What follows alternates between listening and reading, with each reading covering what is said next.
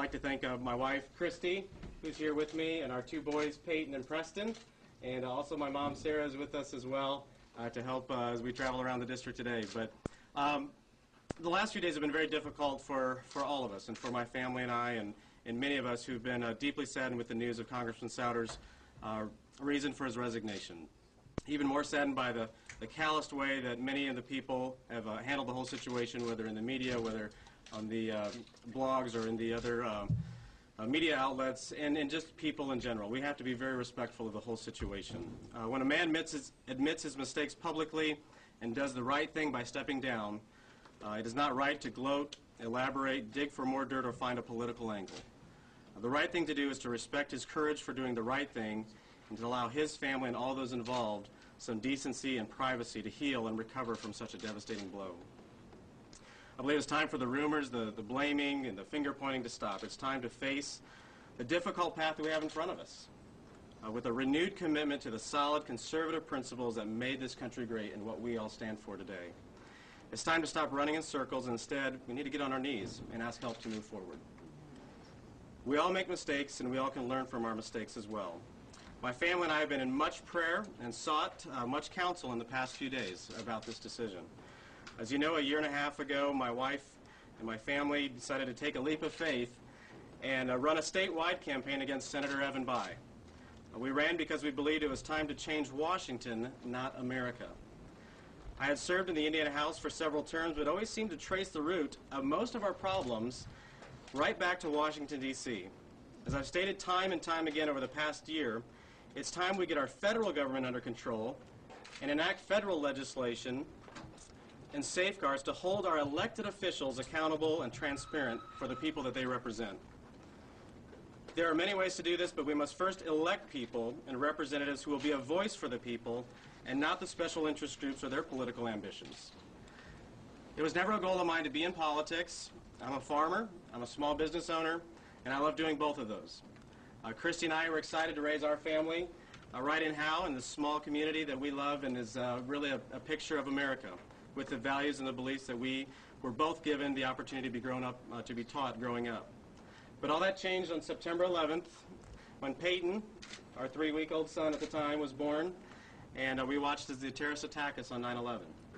And we knew at that time that we needed to get more involved in our community and do whatever we could to make a difference to preserve our state and our nation.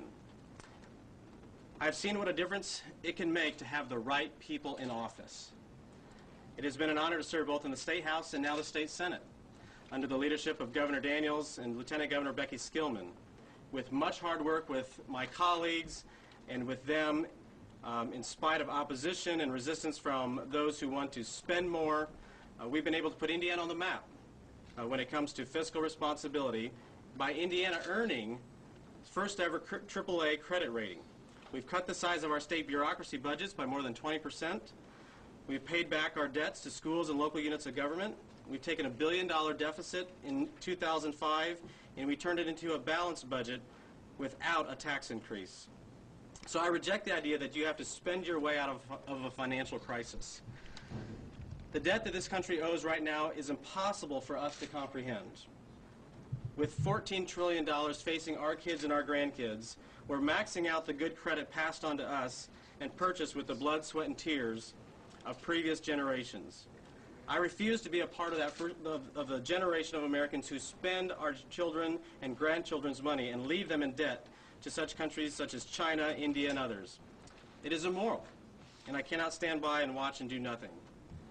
We must put a check on this administration for the next 2 years and then replace it with a strong constitutional conservative administration in 2012. Only with the right leadership can we begin to undo the incremental erosion of our American form of government. Indiana is proof of that. With the right kind of leadership, it can be done.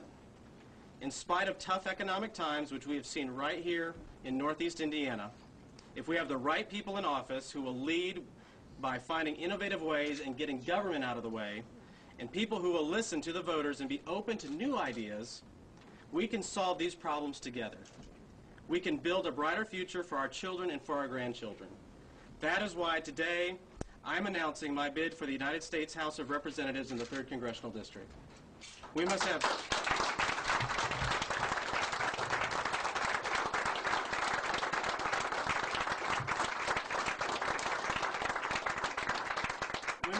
strong, principled, accountable leadership in Washington that will stand strong for Hoosier values and represent we the people.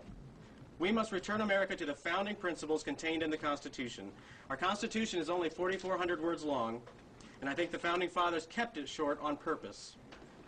Because laws that require thousands of pages to explain can only take away more of our freedoms. As my son Peyton wrote at one of the rallies this last summer, we want freedom first.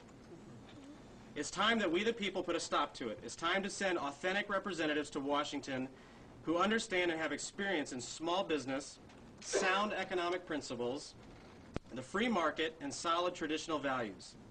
It's not going to be easy. We have a Democrat opponent that has already been working hard to win this seat in the fall.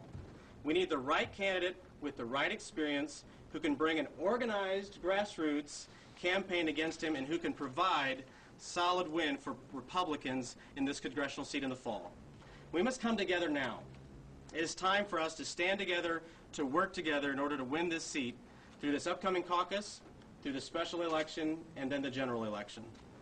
We must preserve our freedoms for the next generation.